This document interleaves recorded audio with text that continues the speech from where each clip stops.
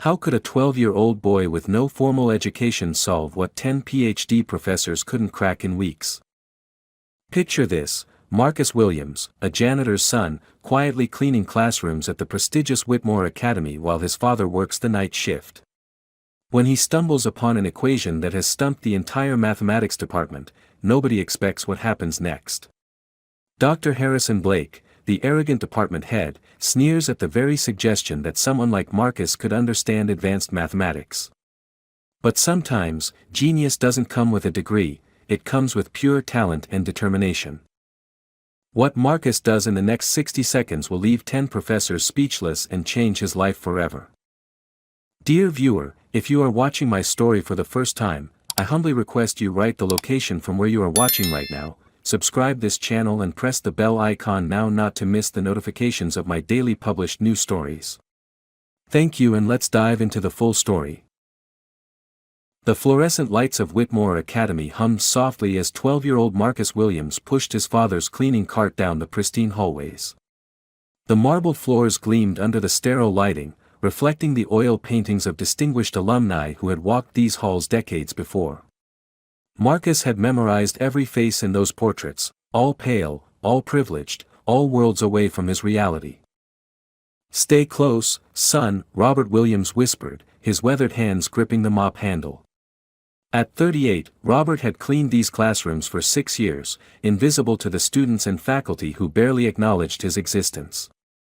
"Don't touch anything you don't need to."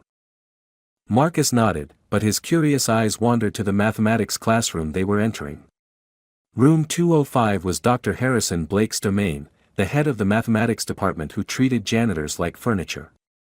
The whiteboard was covered in complex equations, some erased and rewritten multiple times.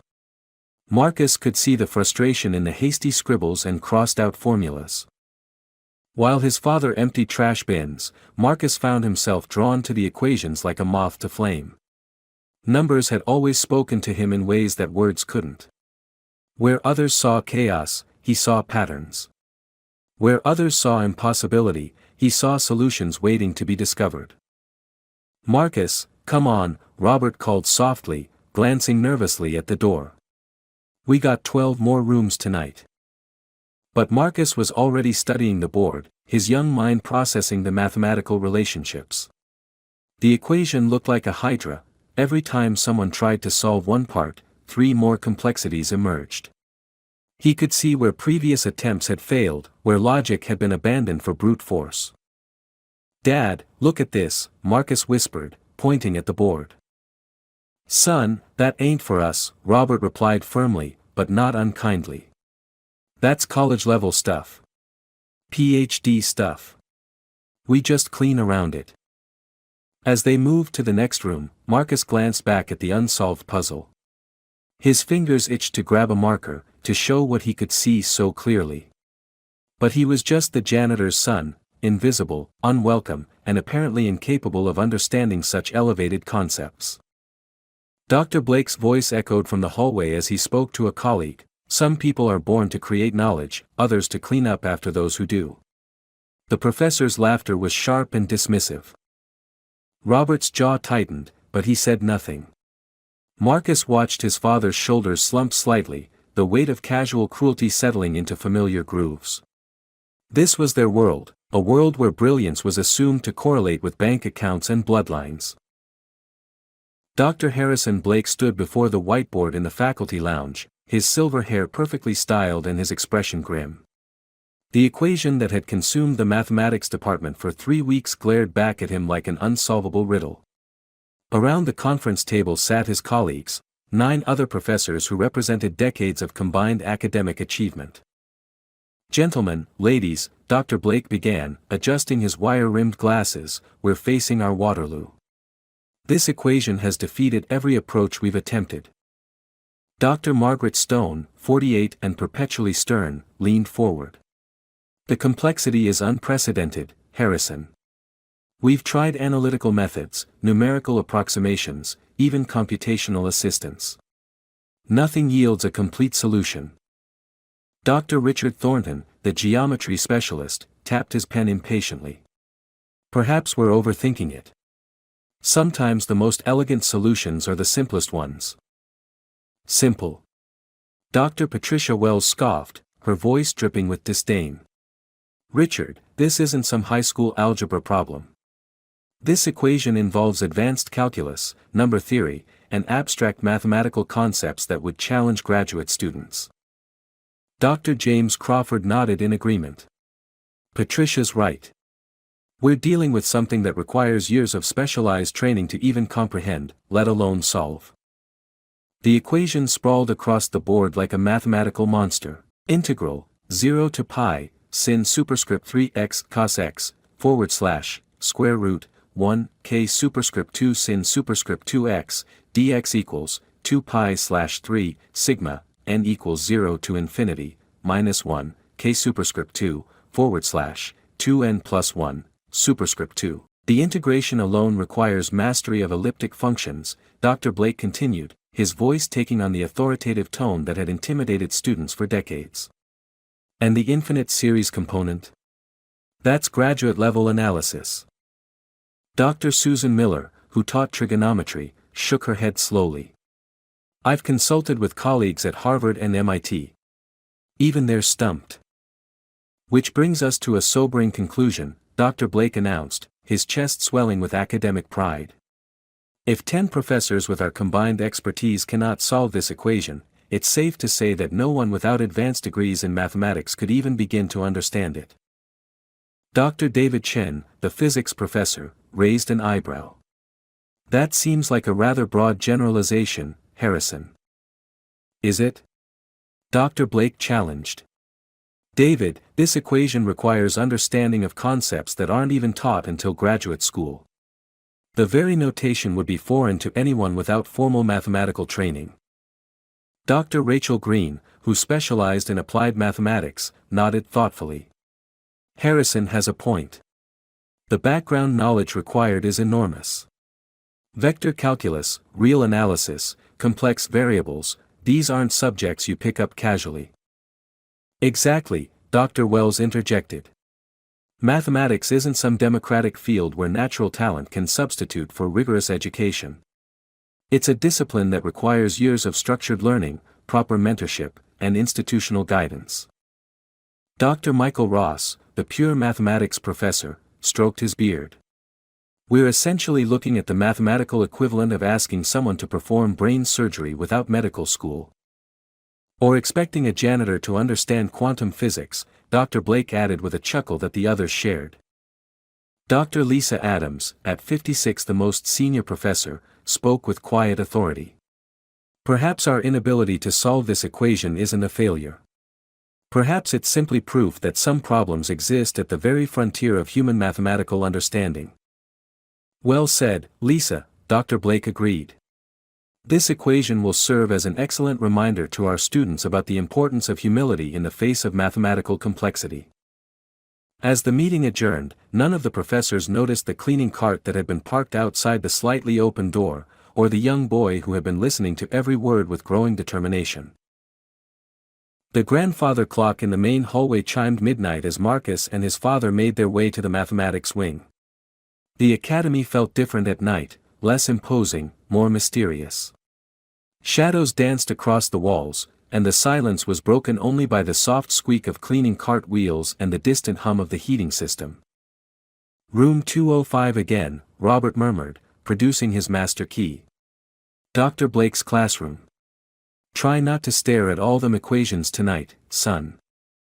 But Marcus couldn't help himself. The moment they entered the room, his eyes went straight to the whiteboard. There it was, the equation he'd overheard the professors discussing. Even in the dim light, he could see its complexity, its seemingly impossible structure that had defeated 10 brilliant minds. Robert began his routine, emptying the wastebasket, wiping down surfaces, arranging chairs.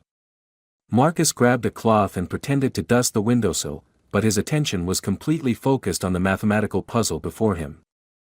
The equation seemed to breathe on the whiteboard, its symbols and operators forming a language that spoke directly to Marcus's intuitive understanding of numbers.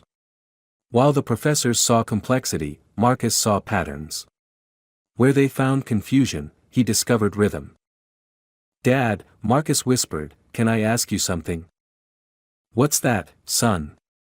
Robert replied, not looking up from his cleaning.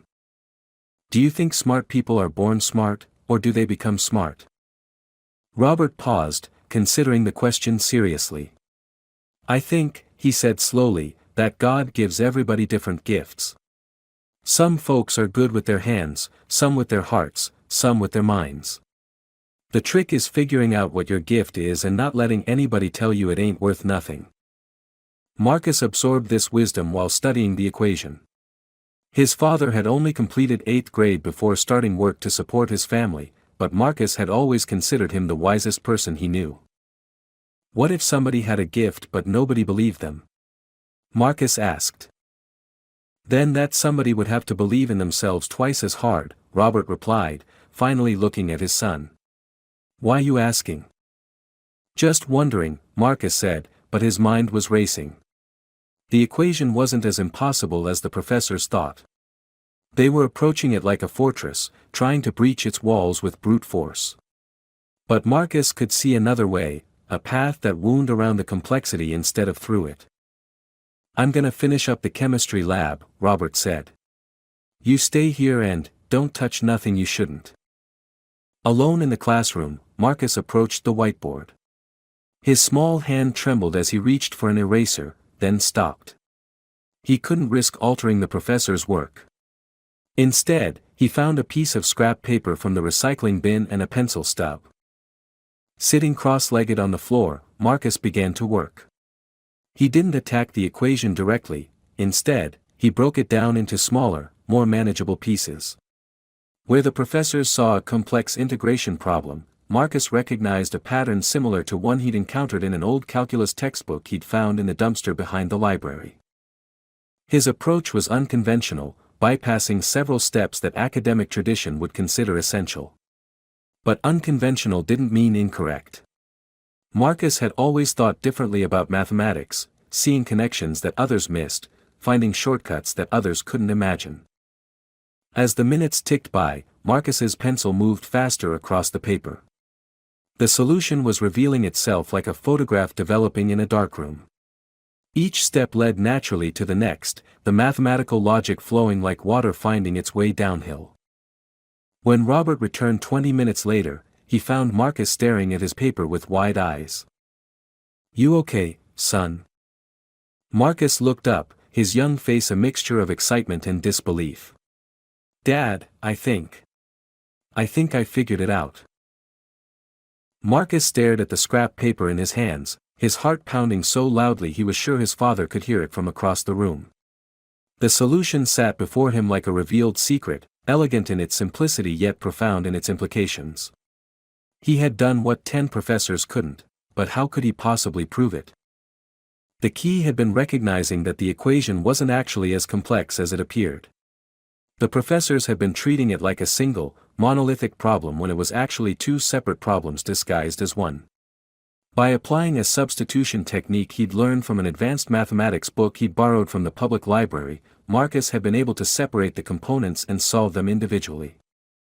His method wasn't textbook conventional, it was intuitive, creative, and completely outside the academic framework the professors were trapped within. While they had been constrained by formal procedures and established protocols, Marcus had approached the problem with fresh eyes and an unencumbered mind. "What you got there?" Robert asked, noticing his son's intense concentration. Marcus hesitated.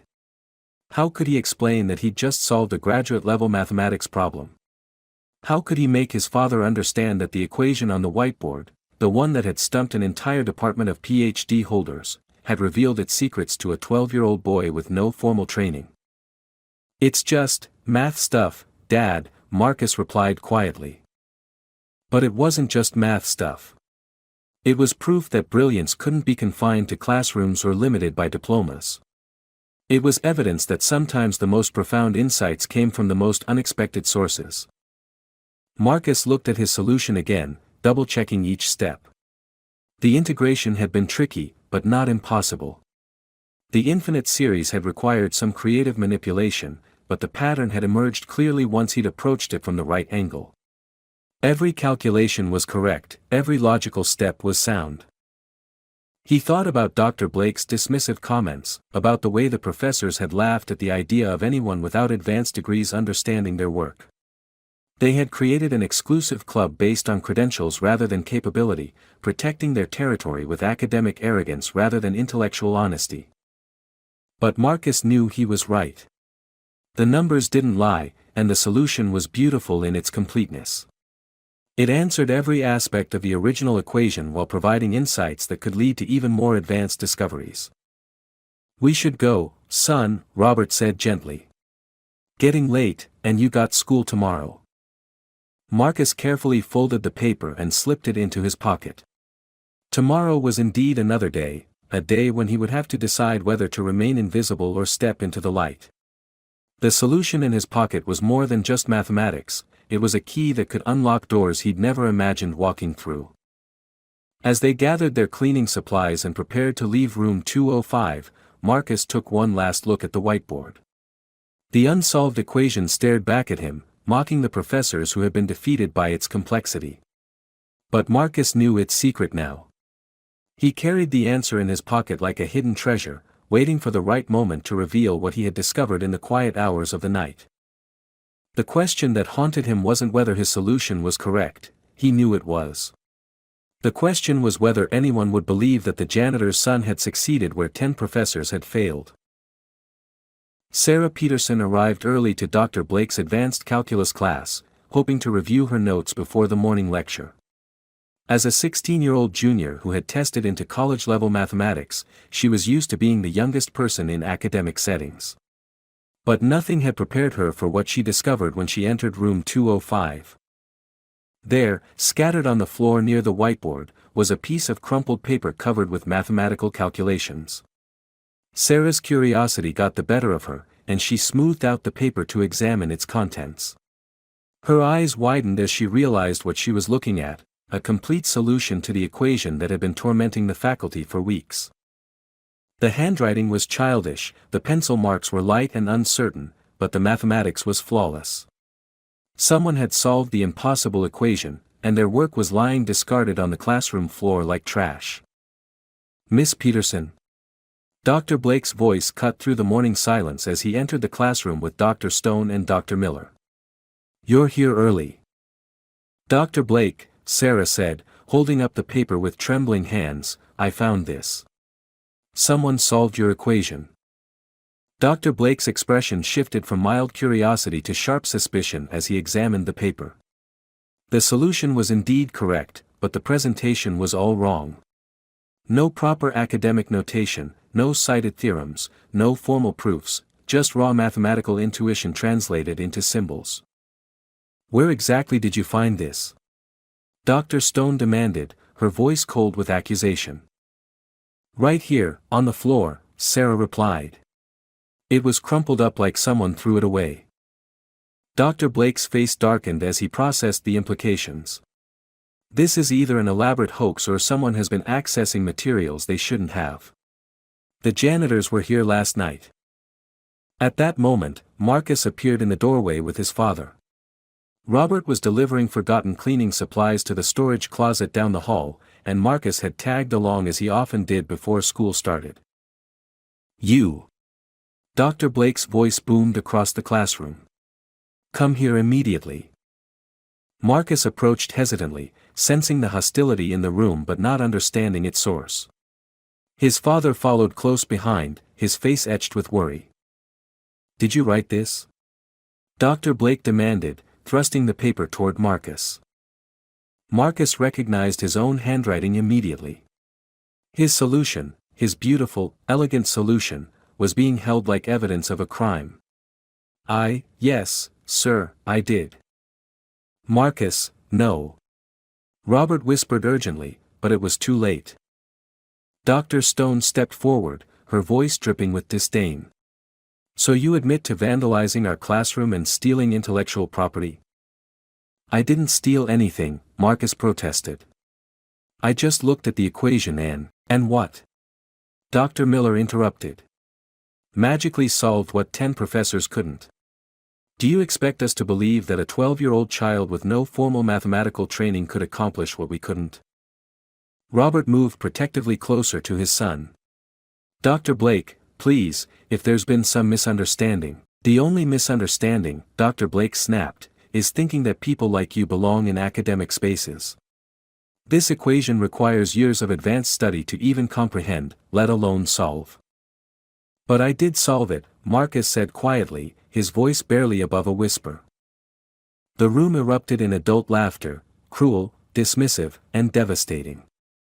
Dr. Stone shook her head in disgust. The audacity is astounding. Not only does he vandalize our classroom, but he has the nerve to claim credit for work that's clearly been copied from somewhere else. Where did you copy this from? Dr. Miller demanded. Which graduate textbook? Which online source? We'll find out, and when we do, you'll be banned from this campus permanently. Marcus felt tears stinging his eyes, but he refused to let them fall. I didn't copy it from anywhere. I worked it out myself. Impossible, Dr. Blake declared with finality. Remove this child from my classroom before I call security. As Robert led his son away, Marcus heard Dr. Stone's voice behind them. Some people simply don't know their place in the world. The crumpled paper remained in Dr. Blake's hands, Marcus's proof, his moment of brilliance, reduced to evidence of presumed deception. The next morning, Marcus sat in a hard wooden chair outside Principal Whitmore's office, his legs barely reaching the floor. The mahogany door loomed before him like a gateway to judgment, and the formal atmosphere of the administrative wing made him feel smaller than ever. Robert sat beside him, his work clothes freshly pressed but still marking him as an outsider in this world of academic privilege. Principal Edward Whitmore emerged from his office at precisely 9 a.m., his gray suit immaculate and his expression stern. Behind him filed the mathematical tribunal, Dr. Blake, Dr. Stone, Dr. Thornton, and Dr. Wells, their faces unified in disapproval. Mr. Williams, Principal Whitmore addressed Robert with cold formality. Your son stands accused of trespassing in academic areas, vandalizing school property, and academic dishonesty. These are serious charges. Sir, Robert began, his voice steady despite his nervousness, Marcus is a good boy. He's never been in trouble before. Good boys, Dr. Blake interjected, don't break into classrooms and deface whiteboards with nonsensical scribbles. I didn't break in, Marcus protested. I was helping my dad clean. And I didn't write on your whiteboard, I used my own paper. Dr. Stone leaned forward, her voice sharp with accusation.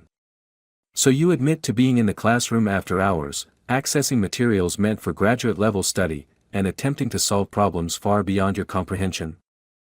I didn't attempt to solve it, Marcus replied quietly. I did solve it. The silence that followed was deafening.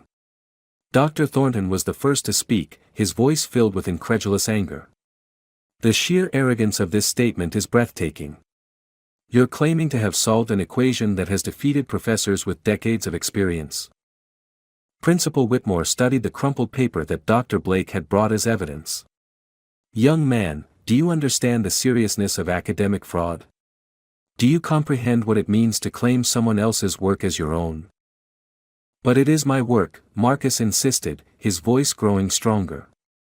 I can explain every step if you'll let me. Dr. Wells laughed bitterly. Explain.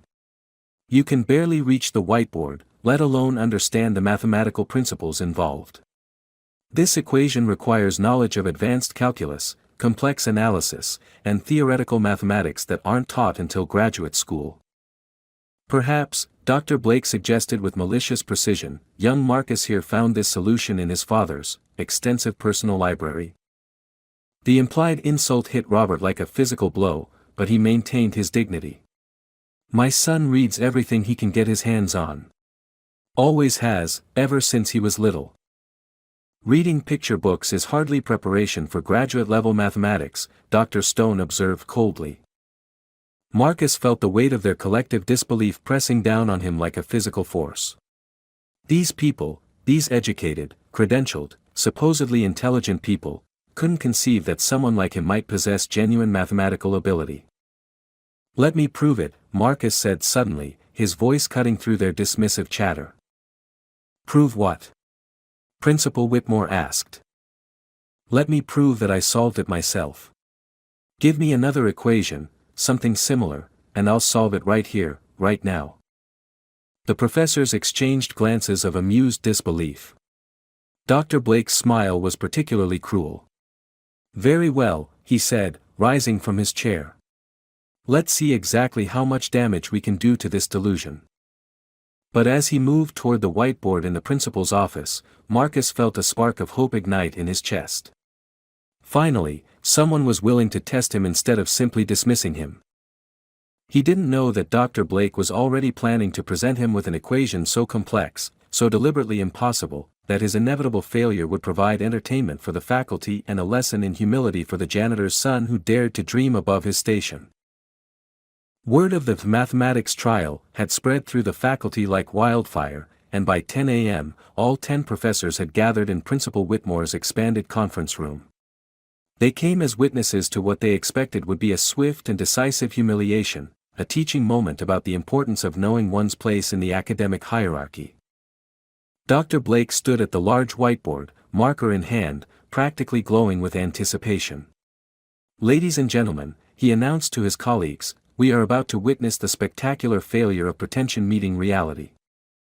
Marcus sat at the conference table, his small frame dwarfed by the massive oak furniture.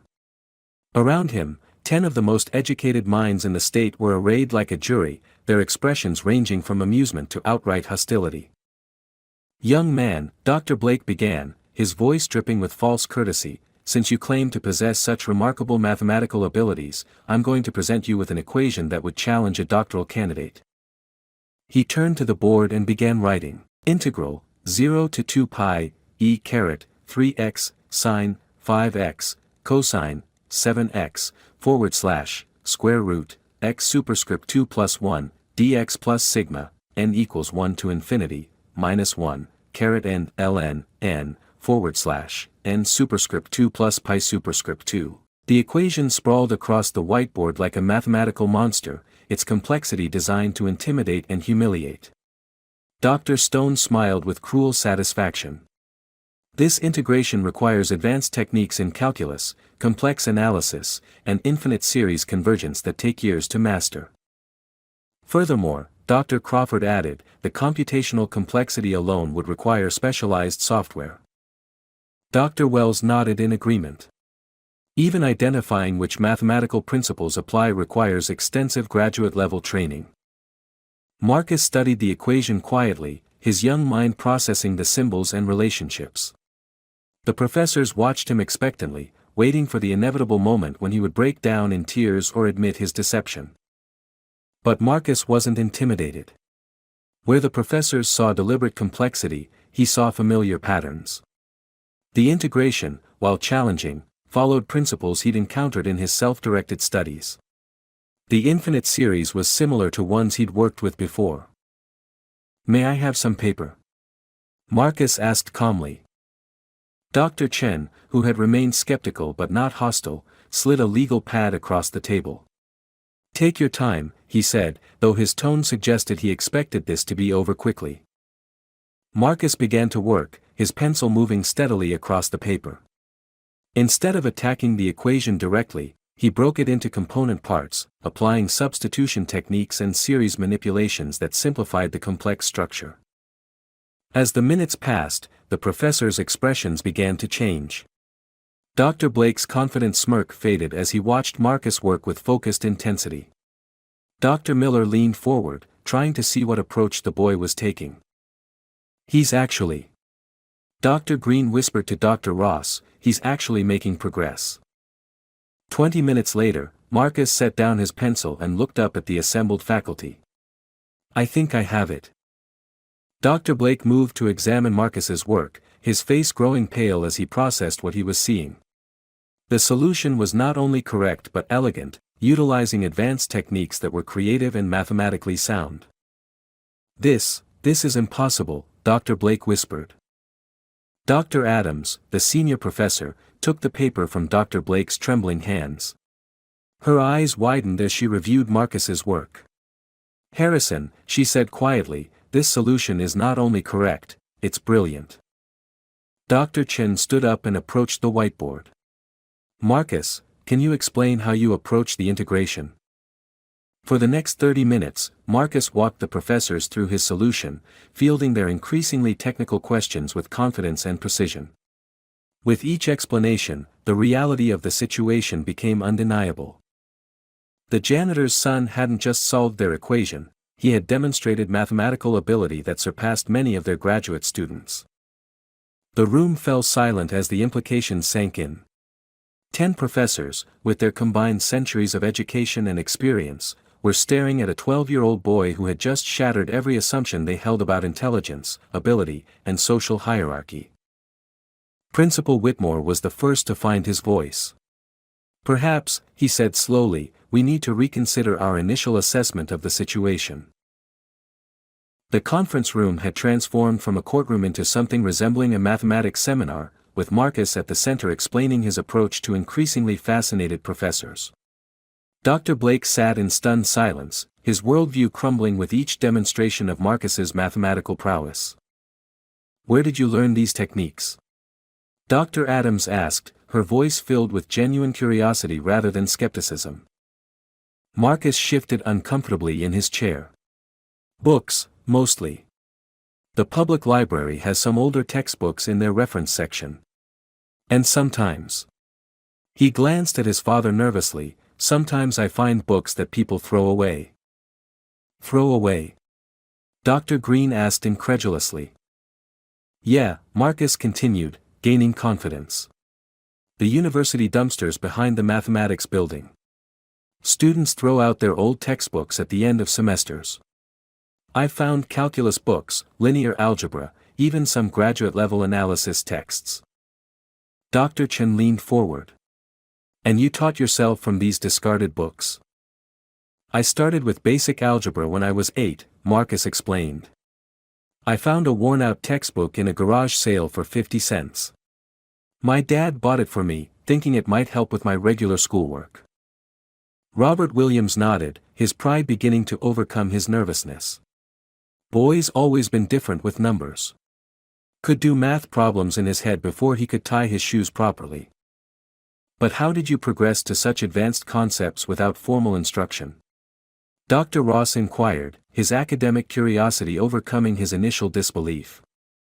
Marcus smiled shyly. "I just kept finding harder books. When I didn't understand something, I'd go back to the library and find books that explained the basics. Then I'd work my way up again."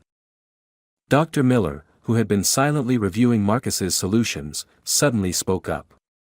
"Marcus, have you encountered differential geometry in your studies?" "Some," Marcus replied.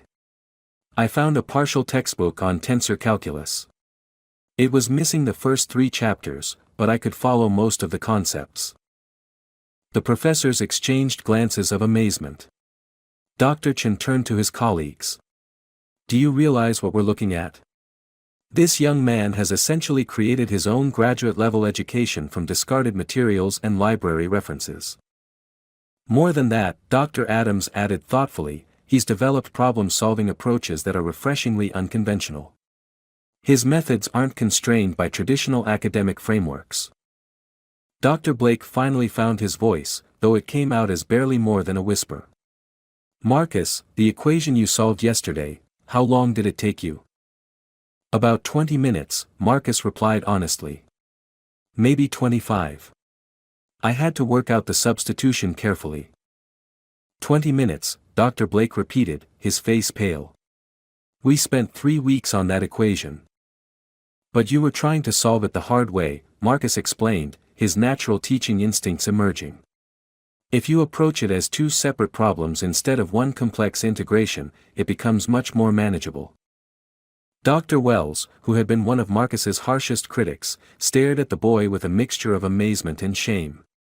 "Marcus, I owe you an apology." "We all do." "Why?" Marcus asked, genuinely confused. Because, Dr. Green said quietly, we judged you based on your age, your background, and your father's occupation instead of giving you a chance to show us your abilities. Principal Whitmore, who had been listening to the exchange with growing understanding, cleared his throat. It seems we have a rather extraordinary situation on our hands. Dr. Blake looked around the room at his colleagues, seeing his own shame reflected in their faces. They had almost destroyed something precious through their arrogance and prejudice. A mathematical prodigy had been hiding in plain sight, and they had nearly driven him away through their dismissive cruelty. Marcus, Dr. Blake said slowly, I think we need to discuss your future. Principal Whitmore's conference room felt like a tribunal, but this time the professors were the ones being judged. The evidence of their prejudice and professional misconduct lay scattered across the table in the form of Marcus's brilliant solutions and the institutional failure they represented. Let me understand this correctly, Principal Whitmore said, his voice carrying the weight of administrative authority. 10 professors, representing our most prestigious department, accused a 12-year-old boy of academic fraud because you couldn't believe he was capable of solving mathematics problems that had defeated you. Dr. Blake shifted uncomfortably in his seat. Edward, in our defense, the situation was highly unusual. Principal Whitmore interrupted. Harrison, what's unusual is the spectacle of grown academics publicly humiliating a child and his father based on assumptions about their social class and educational background. Dr. Stone attempted to interject.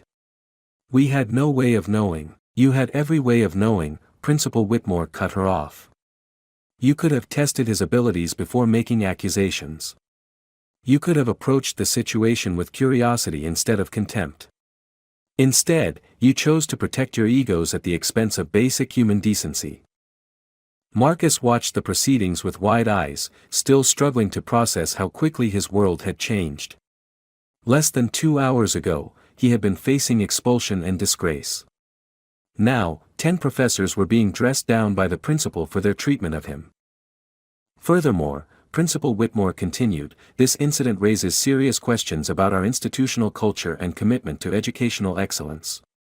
How many other talented individuals have we overlooked or dismissed because they didn't fit our preconceived notions of what genius looks like?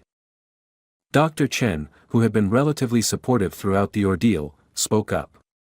Edward, I think we need to focus on moving forward constructively. Marcus has demonstrated extraordinary mathematical ability that deserves our support, not our resistance. Agreed, Principal Whitmore replied. But first, I want to hear from each of you. I want to understand how 10 supposedly educated individuals could collectively make such a profound error in judgment. One by one, the professors were forced to confront their behavior. Dr. Wells admitted to letting her assumptions about social class cloud her professional judgment. Dr. Miller acknowledged that she had been more concerned with protecting departmental prestige than seeking truth. Dr. Crawford confessed that he had followed the crowd rather than thinking independently. Dr. Blake, as department head, faced the harshest scrutiny. Harrison, Principal Whitmore said coldly, your leadership of this department has created an environment where prejudice masqueraded as academic standards. That ends today. What are you saying? Dr. Blake asked, though his pale complexion suggested he already knew. I'm saying that effective immediately, you'll be taking a leave of absence while the board reviews your conduct. Dr. Chen will serve as interim department head. The room fell silent except for Dr. Blake's sharp intake of breath. His career, built on decades of academic achievement and institutional politics, was crumbling because of his treatment of a janitor's son. As for the rest of you, Principal Whitmore continued, you'll be participating in mandatory sensitivity training and diversity education. This institution will not tolerate the kind of discriminatory behavior you've displayed. Robert Williams, who had remained quiet throughout most of the proceedings, finally spoke. Mr. Whitmore, sir, I appreciate your support, but I don't want my son to be somewhere he's not wanted. Mr. Williams, Principal Whitmore replied with genuine warmth, I can assure you that Marcus is not only wanted here, he's needed. This institution exists to nurture exceptional minds, regardless of their background or circumstances. Marcus looked around the room at the faces of the professors who had dismissed him so cruelly just hours before. Some looked ashamed, others appeared thoughtful, and a few seemed genuinely eager to make amends. The question now, Principal Whitmore announced, is how we can best serve Marcus's educational needs and ensure that nothing like this ever happens again. 3 months later, Marcus Williams sat in the front row of Dr. Chen's advanced calculus seminar, surrounded by college students who had initially been skeptical of his presence but had quickly learned to respect his mathematical insights. The transformation had been remarkable, not just for Marcus, but for the entire Whitmore Academy community. The young prodigy's integration into the advanced mathematics program had proceeded smoothly under Dr. Chen's mentorship.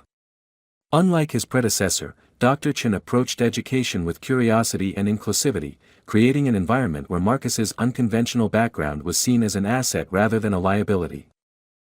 "Marcus," Dr. Chen said during the seminar, "would you mind sharing your approach to this differential equation with the class?" Marcus stood confidently and moved to the whiteboard, no longer the frightened boy who had been accused of fraud.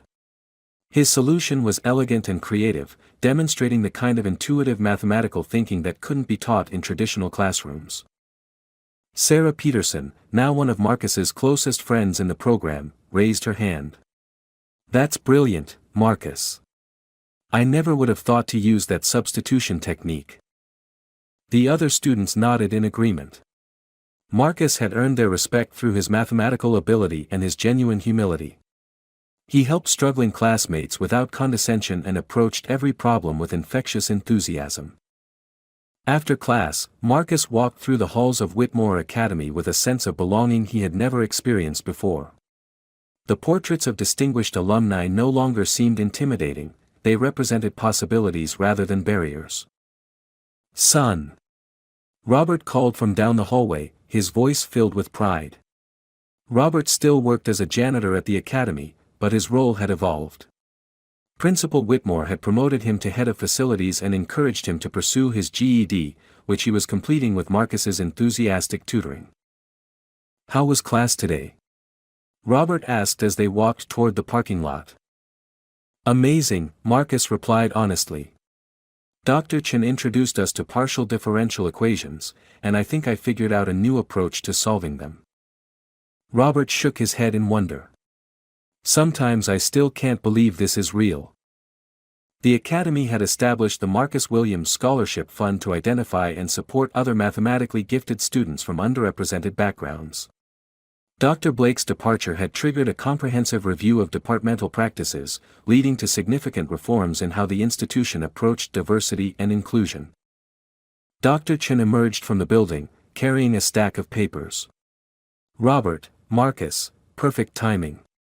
I wanted to share some news." "What's that, Dr. Chen?" Marcus asked. "I just received word from MIT. They're interested in having you participate in their summer mathematics program for exceptional students. It would be a full scholarship, including travel and accommodation." Marcus's eyes widened with excitement, but he looked to his father for approval. Robert smiled broadly. "Son, that sounds like an incredible opportunity." As they reached the car, Marcus reflected on how much his life had changed. The equation that had started everything now hung framed in Dr. Chen's office, not as a monument to his achievement, but as a reminder of the importance of recognizing talent wherever it might be found.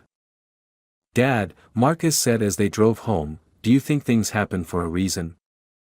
"I think," Robert replied thoughtfully, "that sometimes the world tests us to see if we're brave enough to show who we really are.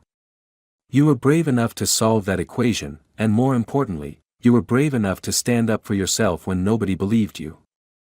Marcus smiled, thinking about the summer program at MIT and all the mathematical discoveries that lay ahead. He had learned that genius wasn't about where you came from or what degrees you held, it was about curiosity, persistence, and the courage to challenge assumptions. The janitor's son had indeed changed his life forever, but more importantly, he had changed the lives of everyone around him, proving that brilliance could emerge from the most unexpected places and transform entire communities in the process. Dear friend, Marcus's story reminds us that talent and brilliance aren't confined to prestigious backgrounds or expensive educations. In every community, there are hidden gems, young minds with extraordinary potential waiting to be discovered and nurtured. Too often, we judge people by their circumstances rather than their capabilities. We overlook the janitor's son while celebrating the professor's daughter, forgetting that intelligence is distributed equally among all people, regardless of race, class, or social status. Marcus's journey teaches us to look beyond surface appearances and give everyone a chance to shine. Every child deserves the opportunity to reach their full potential. If this story touched your heart and reminded you of the importance of recognizing talent in unexpected places, please like this video and subscribe to our channel for more inspiring stories that celebrate the extraordinary potential within ordinary people. Together, we can build a more inclusive world where every Marcus gets the chance they deserve.